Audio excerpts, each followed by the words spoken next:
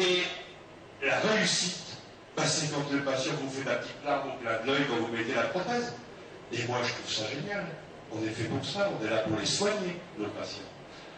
Voilà une dame qui avait un complet au bas, elle avait 50 ans, elle avait eu son complet à l'âge de 14 ans. Elle n'avait jamais changé. La voilà avant, elle a des prothèses en bouche. La voilà avant, et la voilà après. Voilà, avant. Avec prothèse en bouche. Après. Petit peu d'épilation encore, là, ça vient. Voilà. Et voilà notre dame de tout à l'heure. Eh ben, il suffit de suivre correctement les règles de montage, de faire des bonnes empreintes, de faire une bonne DV, de faire une bonne centrée, et on en arrive à ça. Et ça leur change la vie quand même à nos patients. Et rien que ça, bah, le pari il est gagné. Voilà. J'ai abrégé, mais je vous ai montré l'importance de correctement réaliser un complet. Que vous soyez en prothèse traditionnelle, complète, ou en prothèse complète sur un plan, ou en bridge sur un plan, vous devez toujours commencer par au moins un essayage fonctionnel et esthétique avant d'envisager la position des implants, le nombre des implants et le choix du système d'attache. Tout ça va dépendre de la position idéale des dents prothétiques. Et qu'est-ce que je fais là? Où je mets mes incisives mandibulaires? Dites-le moi. Moi, j'en sais rien. Donc, soyez simple, logique, efficace, clinique. Et j'en reviens, j'ai fini le tour, à mon cas de départ pour vous rappeler les erreurs que les praticiens peuvent faire au quotidien. Envisagez toujours vos cas de manière globale et voyez la finalité. Ça, c'est un cas, pour terminer, qui m'a été adressé par un confrère. Et alors là, j'ai pris une déculottée cuisante parce qu'il m'a dit: Jean-Paul, j'ai suivi tout ton cours. Je suis ton ancien étudiant, j'ai suivi tout ton cours et mon patient ne supporte pas sa prothèse, il faut lui faire des implants. Donc, demande du praticien, j'ai tout fait, je ne peux pas faire plus, il faut des implants. Super cas. Ben voilà le cas. Bouche fermée. Je dis bien bouche fermée. Bouche ouverte. Bouche fermée. Il en a plein la bouche. Il y a une dimension verticale d'1,5 cm trop rond. Il y avait 17 mm, si je me souviens bien de trop. C'est quand même pas mal. Imaginez que je vous mette cette mosquée dans la bouche. Ben voilà. Ça donne ça. Voilà. J'ai refait une prothèse. Bouche fermée. Ouvert. Mais alors là, quand il m'a dit j'ai suivi tous tes cours, j'ai eu peur. Enfin. Voilà, palais titane. Il avait fait, moi j'ai refait un palais résine, tout ça. Il avait fait la mandibule en titane. Moi j'ai fait mandibule en résine. Voilà. Le profil, vous voyez avant-après. Vous voyez là, en haut, la hauteur, le mur de la honte. Et vous avez une prison à langue. Une prison à langue. Comment voulez-vous que ça tienne? Et là, vous avez un repose-langue fait dans les règles d'art. Et c'est encore plus flagrant de face.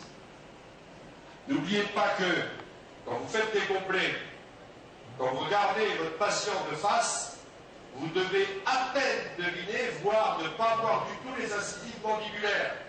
Ben maintenant, regardez autour de vous les gens qui ont des complets dont on voit carrément toutes les incisives. Il y a un problème de montage. Et quand on voit toutes les incisives mandibulaires chez un patient, il résulte toute la matinée. C'est un cas que j'ai vu, j'en verrai plus des comme ça, j'en ai vu 2 dans ma vie. Dimension verticale un peu affaissée. Voilà. En maxillaire, regardez, crête flottante. Ah, crête flottante, ça veut dire vieux complet, contact antérieur, etc. Ça y est, vous avez compris. Et à la mandibule, ce patient, il s'était fait faire un partiel mandibulaire sur les 2 canines avec 2 crochets. Et un jour, les canines ont commencé à se mettre à bouger de partout, et le praticien, il a fait quoi? Il a coupé les crochets, il n'a jamais remplacé les canines, et voilà, regardez. Ça, c'est le niveau de l'os au moment où les canines sont tombées. La résorption a fait son œuvre et la prothèse s'est affaissée parce que là, il y a un trou. Vous voyez? Et voilà ce que ça donne. C'est de l'os. C'est magnifique. Pas besoin de mettre d'implant. Hein. Il était rêvé, ce cas pour moi. Il était rêvé.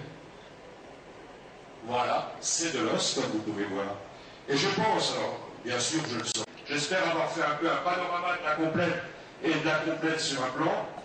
Et je vous remercie de votre attention.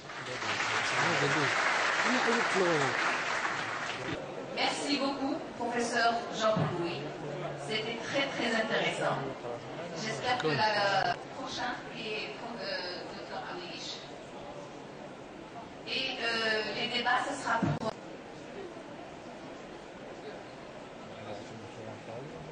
On va monter le deuxième, si vous voulez. Il y a toujours une lésion valvulaire préexistante. Voici quelques images qui vous montrent l'onde de garde infectieuse. Vous voyez ici très bien des végétations sur une bioprothèse aortique. Ici, une végétation sur une valve mitrale. Et ici, une végétation sur une cuspide aortique. Quelle est l'incidence de l'onde de garde infectieuse? L'onde de garde infectieuse a une fréquence de 25 cas par million d'habitants, avec un sexe ratio de 2. Elle est plus fréquente chez l'homme que chez la femme, et elle augmente à l'églarge. Donc, c'est une infection peu fréquente. Mais le problème, c'est qu'une infection très grave. Pourquoi? Parce qu'elle a 3 complications très graves. Elle a des complications sur le plan hémodynamique, elle provoque beaucoup d'incidence cardiaque, elle a des complications sur l'ordre embolique avec des embolies septiques, et surtout, le drame, c'est le choc septique. Et elle a une mortalité aux alentours de 15 à 20% selon les études. Donc c'est une infection très grave. Voici quelques images des complications. Ça, c'est un anévrisme mycotique. Ça, c'est un abcès sur l'anneau aortique. Également visualisé ici au échocardiographie. Tout ça pour vous dire que l'endocardite infectieuse, elle est rare, mais elle est très grave. La porte d'entrée la plus importante, elle est toujours buccale, elle est de l'ordre de 25% des cas. Donc, dans 25% des cas, la porte d'entrée est dentaire.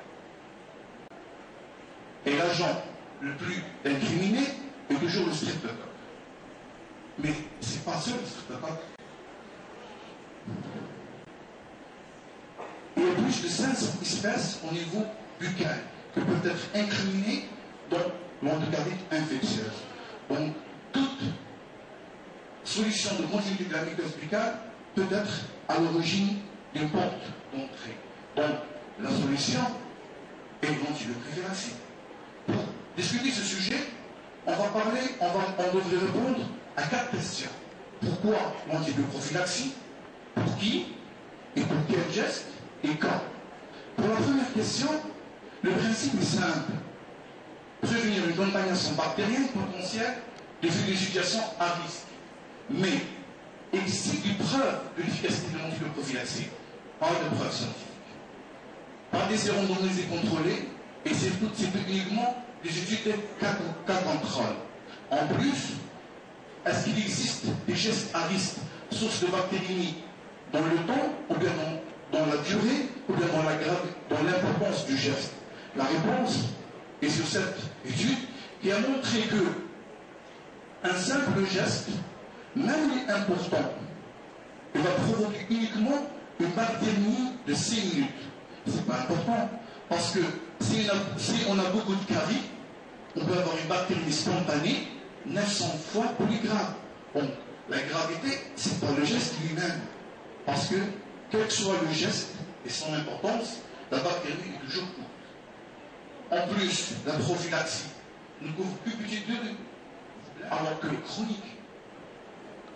En plus, avec l'évolution des antibiotiques, on a une grande résistance. Vous voyez très bien sur ce slide-là que déjà en 92, on avait uniquement 2% de résistance pour l'électrolysie. Actuellement, on est plus de 21%.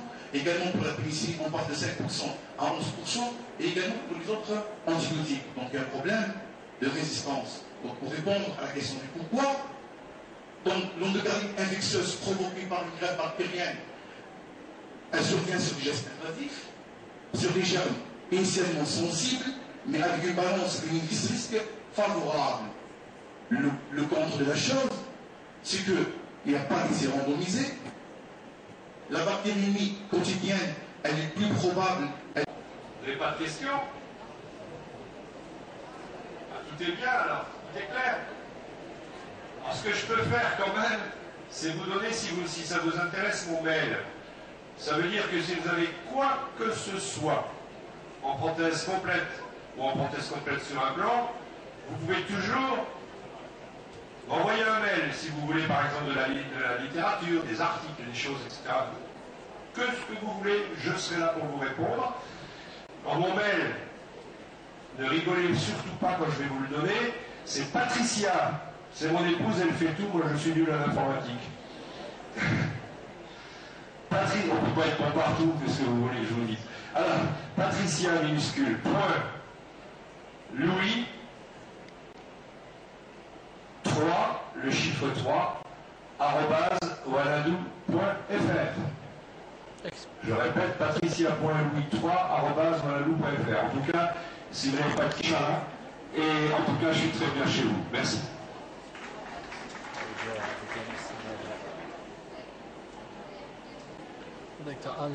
Une question. Il y a le micro. Il y a un micro là, parce que là, même moi, j'entends pas. Vous savez, j'ai les oreilles de vieux. Venez au micro.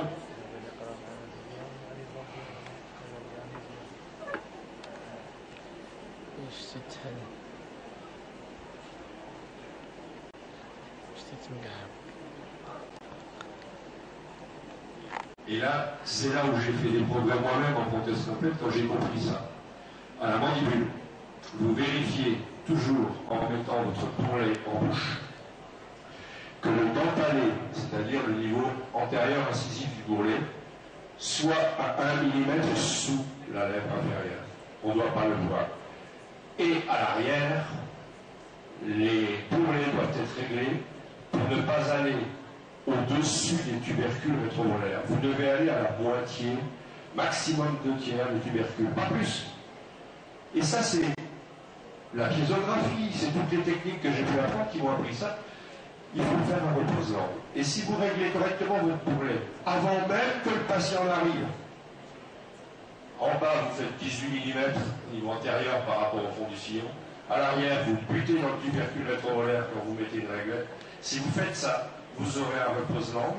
Et votre dimension verticale, elle va venir toute seule. Parce que vous serez logique.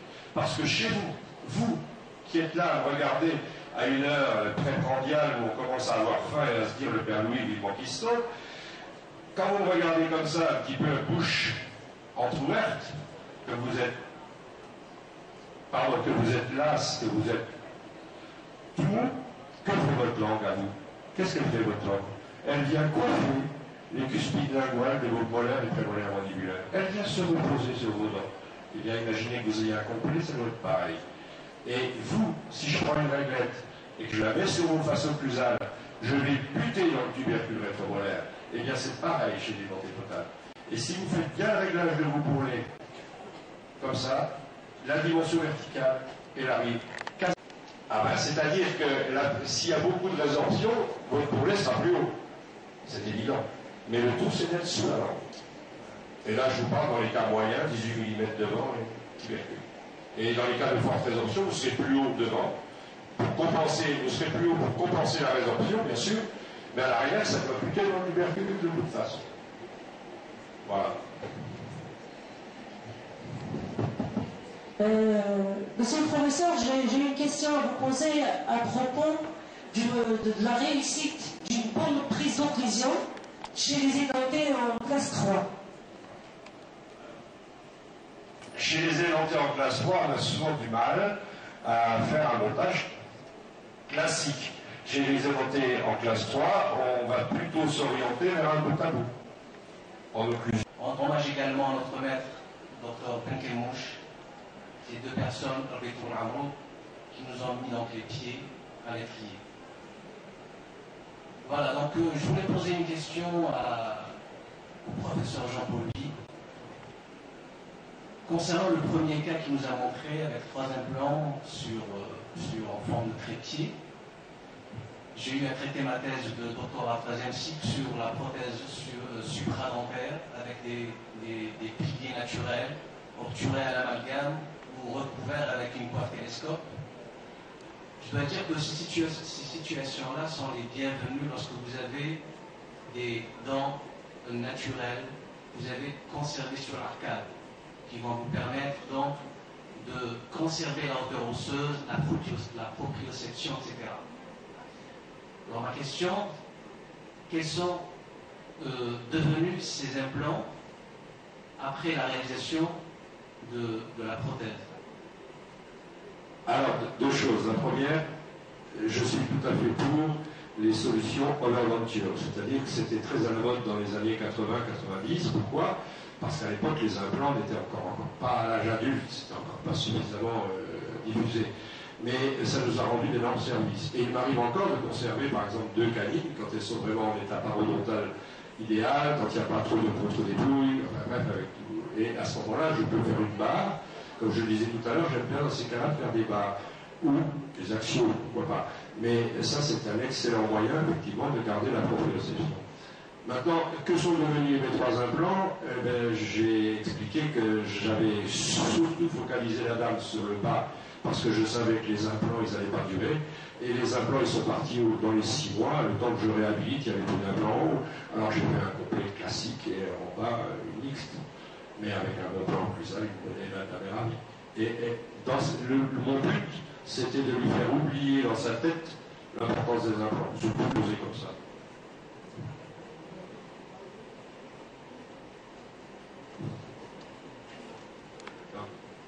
Encore une question, oui. Alors, qui c'est fait? Et pour la fausse gencive, est-ce qu'elle est toujours obligatoire ou c'est en fonction de la résorption osseuse? Et qu'est-ce que vous pensez d'une prothèse totale classique faite en respectant pas le concept de l'occlusion balancée bilatérale? Bon, ça en fait des questions. Alors, il y a 3 questions en une. La première, c'est que les bridges complets sur un plan, moi personnellement, je n'en pratique pas beaucoup. J'en ai fait quelques-uns avec mon prothésiste, mais déjà, premièrement, faire le montage avant, ça vous avez compris évidemment. Et les bridges complets maintenant, on a un moyen qui n'est encore pas scientifiquement reconnu, qui n'est encore pas, mais qui, à mon avis, est en train de voir le jour et qui maintenant commence à devenir un peu classique, c'est la méthode Wallonford dont vous parlera le professeur Benkemouche, qui permet donc de se sortir avec 4 implants. On peut, avec 4 implants maintenant, faire des bridges complets. Sinon, je pense que le classique, c'est minimum de 6, avec un bridge transvissé, ça marche très bien. Ça marche très bien. Et la fausse gencive n'est pas obligatoire. C'est-à-dire que la fausse gencive, elle permet, dans les cas de crête résorbée, d'éviter les augmentations osseuses, d'éviter les problèmes où on va recréer des papilles, où on va recréer, etc. On les règle par la fausse gencive. Mais il est évident que quand on a un os suffisamment sain et épais, C'est mon exposé. Je tiens à remercier vivement mon ami le professeur Serraoui ainsi que tous les organisateurs de cette journée qui m'ont donné vraiment l'opportunité d'être parmi vous aujourd'hui. Et aussi bienvenue à nos collègues de France, même d'Alger. Et je vais commencer d'emblée mon exposé. Vous savez que la pathologie buccale est au carrefour de plusieurs considérée comme une spécialité limitée trop proche de la peau, mais ces dernières années, et depuis l'introduction de certains examens cliniques, notamment l'immunohistochimie, elle a prouvé le contraire. Elle a des liens très solides. Donc, généralement, le dermatologue, à partir d'une vision alimentaire, quel que soit son aspect macroscopique, il prend la piste pour faire le diagnostic d'une maladie générale, une maladie systémique ou un syndrome particulier. Et en consultation dermatologique, la muqueuse buccale présente le plus souvent des pathologies complexes et pour les polycliniques allergiques, généralement, elles touchent les femmes à partir de la quarantaine. caractérisée par un aspect un petit peu particulier, c'est des lésions érythémateuses fissuraires, avec un caractère récidivant. Généralement, on trouve le plus souvent, c'est-à-dire avant de commencer nos investigations allergologiques, on trouve un facteur déclenchant. Généralement, c'est les produits cosmétiques. L'équilibre actinique, ça c'est une pathologie qui reste quand même fréquente dans notre pays, surtout dans les régions subsahariennes, qui touchent les hommes à partir de la cinquantaine. Les lésions siègent essentiellement au niveau de la lèvre inférieure, notamment sur le versant cutané. Il faut toujours prendre, sur ce genre de pathologie, car on a constaté qu'au fil des années, il y a un risque majeur de transformation en carcinome spinocellulaire. Le traitement, c'est la photoprotection. L'équilibre infectieuse touche le plus souvent les enfants. On a l'équilibre candidosique, l'équilibre bactérien, et enfin l'équilibre suite à des problèmes essentiellement par le froid.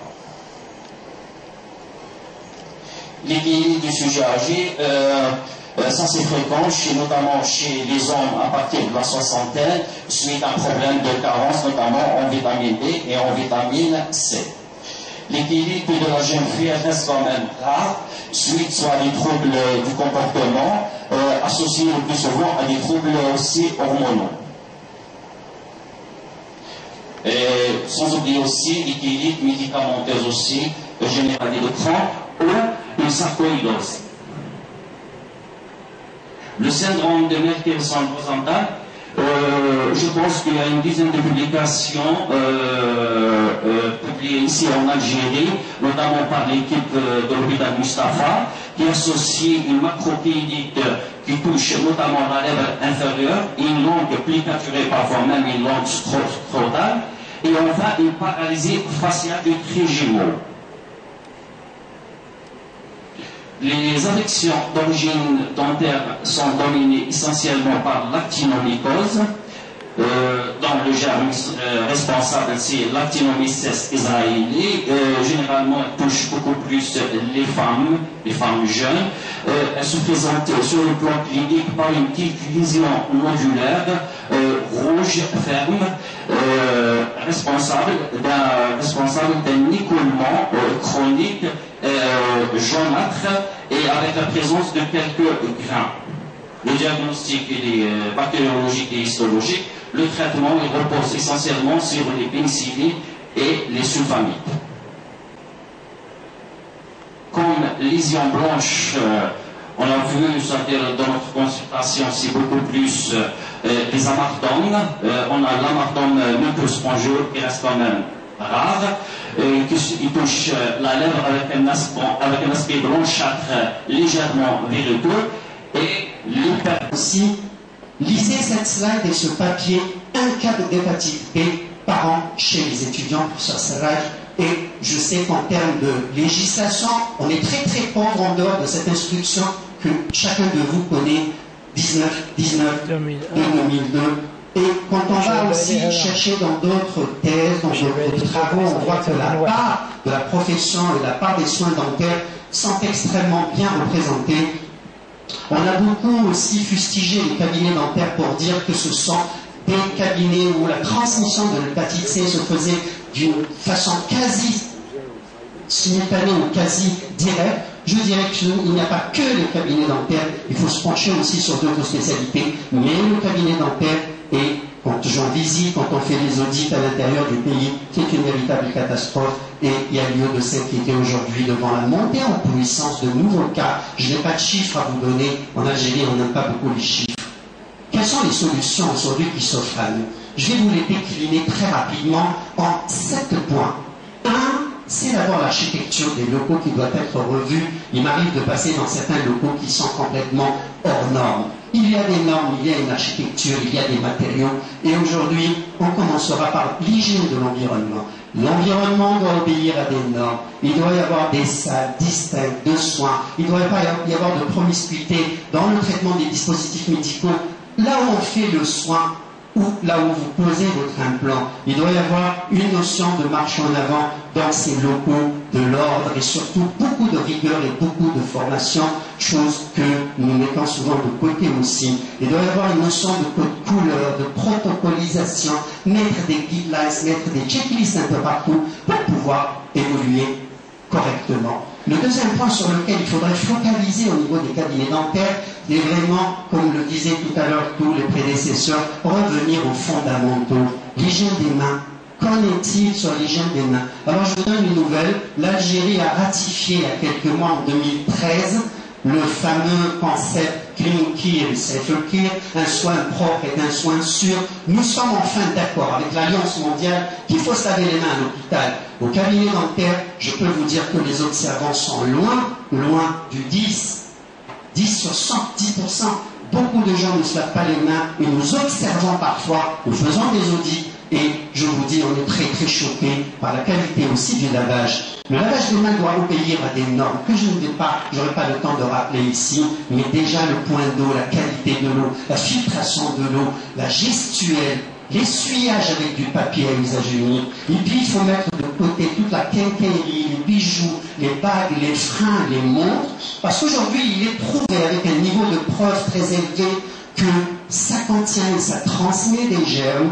Évidemment, même si vous portez un gant au lieu de deux, c'est souvent ce qu'on voit, c'est une seule main. Et vous voyez ici, à travers toutes ces slides qui sont là, que nous sommes véritablement en danger. J'ai vu aussi dans le programme un poster sur la friction hydroalcoolique. Je dis bravo d'avoir pensé à la friction hydroalcoolique. C'est quelque chose qui quasiment est presque inconnu en dehors de quelques cabinets dentaires qui font de l'implantologie. On ne trouve jamais de solution hydroalcoolique chez les soignants dans les cabinets dentaires. Il est grand temps d'inclure et d'introduire cette technique qui aujourd'hui jouit d'un véritable, j'allais dire, d'un feu vert. Elle est irremplaçable, elle est fortement recommandée, il faut en user.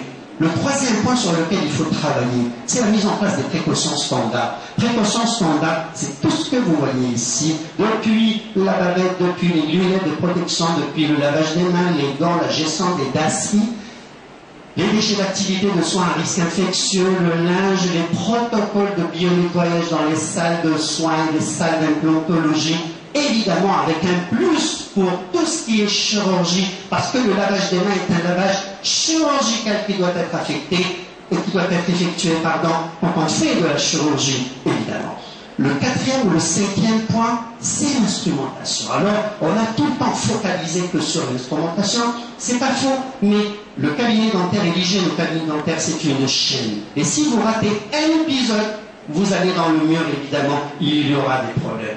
C'est connu, c'est quasiment simple, je dirais, aujourd'hui, depuis son utilisation du dispositif médical, tel que vous le voyez ici, jusqu'à sa réutilisation, on va passer par des étapes de trempage, de nettoyage. Le nettoyage manuel a quasiment disparu aujourd'hui. De l'autre côté, évidemment, je vous dirai pourquoi.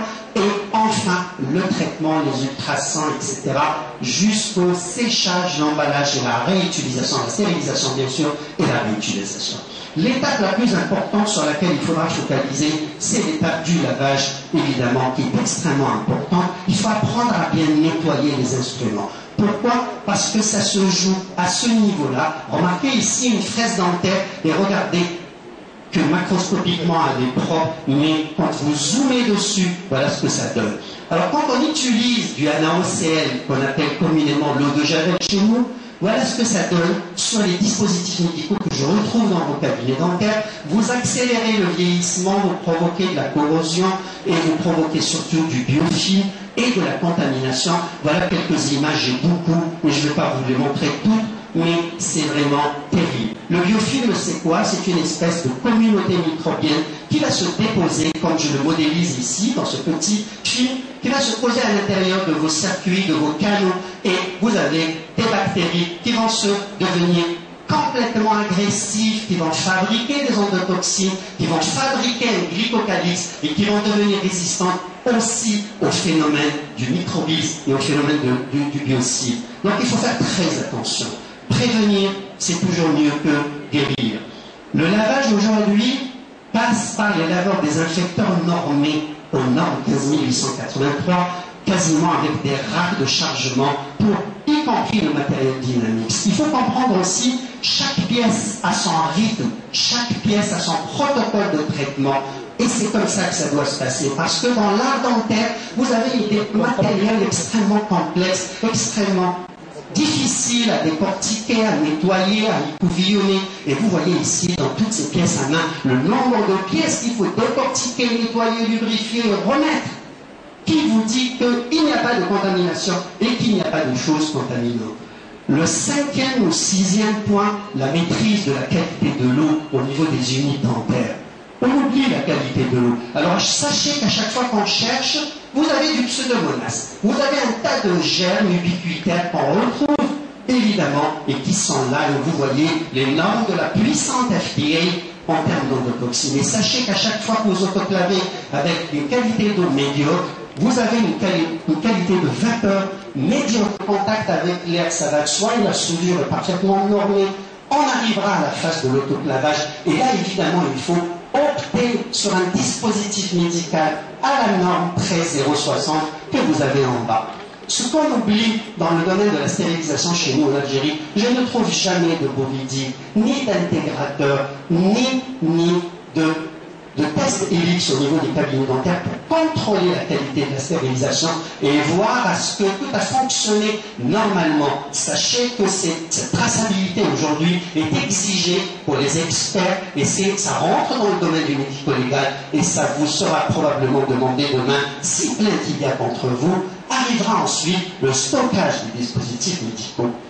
7e point, les systèmes d'aspiration. Personne ne nettoie les systèmes d'aspiration et la marque. Je vous le dis, et ça c'est extrêmement dangereux. Il faut savoir que dans la littérature et dans les textes, on vous dit qu'à chaque fois qu'il y a eu un soin ou un acte sanglant, vous devez systématiquement, en fin de matinée, en fin de journée, procéder à ce protocole, respecter cette checklist. Et c'est très facile à faire, je viendrai le faire chez vous, dans votre cabinet, tout simplement avec un petit bac de 2 litres, un produit BioCide qui répond aux normes, s'il vous plaît, pas d'eau de javel, et là, le tour est joué, et les recommandations sont nettes, claires. Et bien sûr, une journée de prothèse, on ne peut pas ne pas parler de la prothèse. Alors ça, c'est notre, excusez-moi le mot, c'est notre petit Darfour. Personne ne désinfecte. J'ai vu dans le rapport de 2005, le traitement des prothèses, c'est incroyable, mais c'est quasiment le 100%. Et je vois comment les gens diluent le NaOCl. On vous donne 1 litre pour une clinique de 5 étages. Mais c'est vraiment ahurissant et ça nous interpelle beaucoup.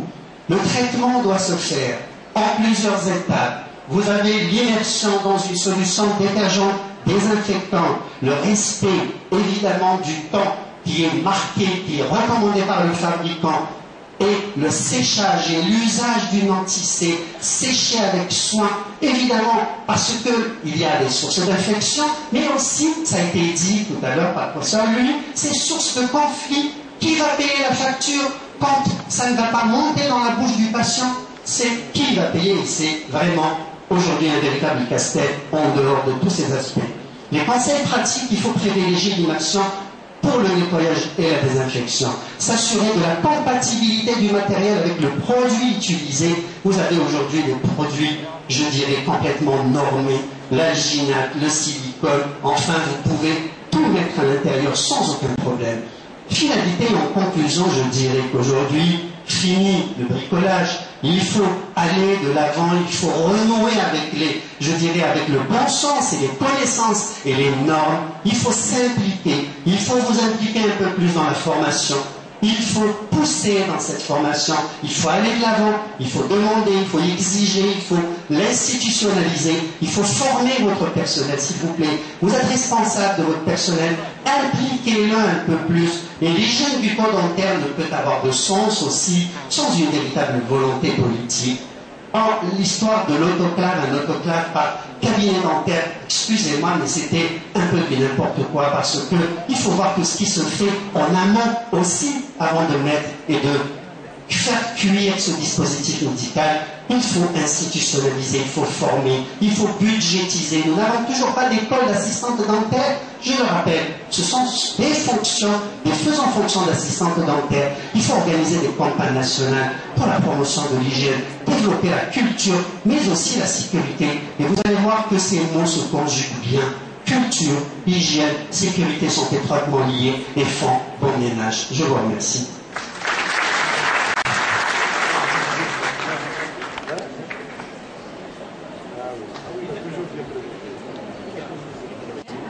Quand le mari est absent. L'objectif, c'est quoi? C'est de se séparer de sa prothèse environ 6 à 8 heures jour, dans un icténaire de 24 heures. C'est-à-dire un jour, hein, quand on parle de icténaire, c'est tout simplement un cercle journalier. Dans un cercle journalier, la fibromuqueuse qui a un comportement viscoélastique et qui ne peut en aucun cas supporter une surcharge de 24 heures parce qu'elle n'est pas censée la supporter, doit tout simplement être aérée pour le nettoyage physiologique, la salivation continue, la lubrification continue, le nettoyage par le biais de la langue et essentiellement le retour à une position initiale parce qu'il y a un comportement viscoélastique. Le patient, c'est la pierre angulaire de tout traitement parodontal. Bien sûr, on va faire des surfaçages par sextant et par cadran, et la retenue bien, c'est par sextant ou bien par cadran, 1 heure par séance pendant 2 semaines, avec en dessous antiseptique. Ça, c'est ce qu'on fait de façon conventionnelle. Cependant, on sait que les expériences ont montré que même les autres écoles, notamment suisses, les écoles scandinaves, notamment les suédoises, et aussi une école Texas, lorsqu'ils ont vu qu'il s'agit de quelque chose de sérieux, ils ont commencé à mettre leur grain de sel et bien sûr, ils ont fait vraiment avancer les choses. Mais la genèse de la chose, c'était avec l'école belge, en procédant par l'état de surfaçage articulaire, bien sûr, au risque de me répéter, c'est en train de parler des autres thérapeutes, c'est-à-dire sur le détail et autres, je vais me maxer sur la pharmacothérapie et le surfaçage, l'état de surfaçage articulaire. 24 heures en 2 séances, 2 heures par séance. Et bien sûr, des belles bouches pendant 2 minutes à la chlorhexidine.